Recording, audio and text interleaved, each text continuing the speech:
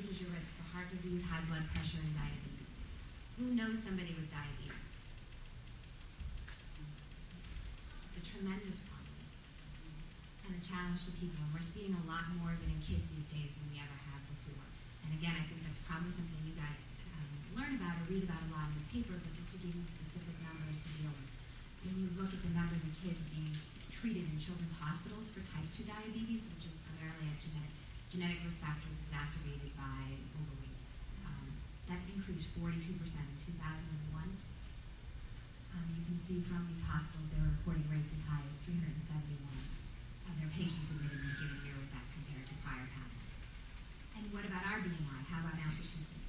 The numbers that you can pull down for the 10 to 17-year-olds, again, this is all by overweight based on body mass index. Nationally, rates are about 35% in males, 26% in females. Massachusetts is a teeny bit better, a little worse than males at 36%. Their females, 21%. Overall, our overweight rate in that age group is 29%. So, as they've said recently when they came out with general statistics for Massachusetts, we actually do fairly well, but well really isn't good enough when you look at the health of our population. 29% overweight in that age group is nothing that excites me as a pediatrician, thinking we're doing what we need to do. And again, looking at Massachusetts numbers, Massachusetts, 11% of their high school students have BMIs. This data is from 2003, above the 95th percentile. Again, better than a lot of the rest of the country, but not necessarily speaking to a great healthy population. So what can a doctor do to help? This is what I think my responsibility is, that always I should be discussing healthy lifestyles. There are no families that come in, no matter what the weight of their children, where I shouldn't be talking with them about what it means to eat healthy and be active. I should be screening for BMI. Basically every visit, every well-child visit from 2 years on, so right up through college physical, you should be having, your doctor should know what your BMI is and they should talk to you about it.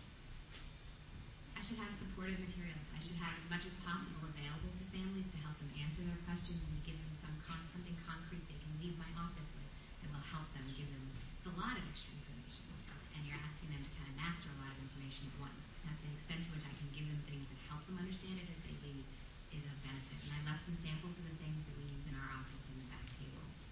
And intensive programs. This is an aside. This is specifically what Dr. Powers alluded to as we started, that I think for a lot of families it really isn't enough.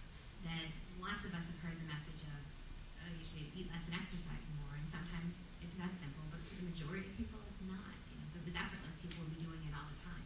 And if it was effortless, there wouldn't be a multi-million-dollar diet industry out there marketing to adults and older adolescents. So we tried to look at UMass at what else we could do, what other supports would be helpful to families, and we developed a more intensive program where we meet weekly for over an hour and a half with families of young children, thinking these are habits and they start early. So we meet with and bring in children and their parents, 3 to 6 years old, meet with them an hour and a half a day, once a week, for 2 months, and we work every time on nutrition and activity, and we teach them in a sample kitchen, a test kitchen that we have access to, ways to cook. We start with healthy breakfasts and then snacks, and then we move into lunches and ways you can bring back it and ways that we can eat at school differently, and then we move on to celebrations in families, because that's often a big point, a big issue for a lot of our families, and then healthy dinners. How should a doctor help? I would emphasize, I want to make a couple points about what sometimes gets said or not said in offices, and that's any of the ways that medical people approach this really should emphasize healthy lifestyle changes. And I say that in contrast to trying very hard to remember that you don't want to be talking to kids about diets. I don't want any of the children I'm taking care of, regardless of their weight, on a diet. I want them to change the way that they eat every day. And because of that, I want families not to come in and get really worried at my visit and say, that's it, you're never having ice cream again. I want them to come in and say, oh, my kid is crazy about ice cream, that's never going to fly. So maybe we could do it for a month, but we're going to go back. What I want them to come in and say is, how can we make ice, is that something that's important to them? How are we going to make that work for them? So we can talk about kind of, this is family dessert night, this is what another family did, this is dessert night. So once a week we are going to have that. They made a lifestyle change that they can live with, and I'm more optimistic about them being able to sustain that change because they did it as a lifestyle change, not a diet. We address family behaviors, not the individual child. I think it's, again, really important. Everything that we talk about in our office is about being healthier so it shouldn't just apply. We sometimes run into problems where people identify one child as having a problem, as opposed to, wow, the whole family needs to work on the way that they eat and how active they are. And then the last thing is to talk to parents about environmental responsibilities. In a lot of ways, that should be an easy selling thing. It's a lot about making it easier for you.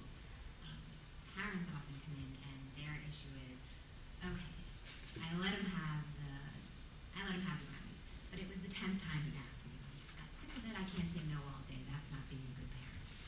So I tell him, well, actually sometimes saying no 10 times a day is being a good parent. That's exactly what it's about. But you can make it easier. Don't have the brownies in the house. And you'd be surprised how often in the office that is a real change for people to really think like, oh, I could just say no. When we're walking through the store and he has a fit because my 3-year-old throws a fit because I won't buy the Twinkies, I can just say no and walk away. I mean, yeah, you can. And that's maybe a big fit, but that's the only no you're going to have to say today. If you bring the Twinkies home, you're going to have to say it like 20 times. And then we push with parents the idea that the parent is providing, but the child is deciding, that they're not going to have any luck making their child eat a certain thing. Like there's no good saying you're absolutely eating Brussels sprouts by the time. Who's ever been forced to eat any type of food, like required? Like you cannot get up until you finish. Oh my God, and it was horrible, and it was never anything that was good by the time I sat it out and waited as long as I could. And for me, it was lima beans, which I like now, but definitely didn't at the time because I had to sit there and wait until, and it was a big struggle, and it sets people up. We encourage parents now to think like you don't have to be a part of that struggle. You put healthy things in front of them, and if those are their choices, they're going to pick something on that plate when they're hungry enough, and you're not going to have to struggle with it. So we're trying hard not to make, the fear is as we become more and more aware of this, and parents are more and more aware of this and scared about it, some of the ways that we can address it with kids actually can create their own problems. We don't want to create food struggles. We don't want to label kids. We want to focus on families overall developing healthy patterns. And the doctor's office is small. That triangle is that pyramid is the smallest little piece of the home and the school and the community environments that they're in.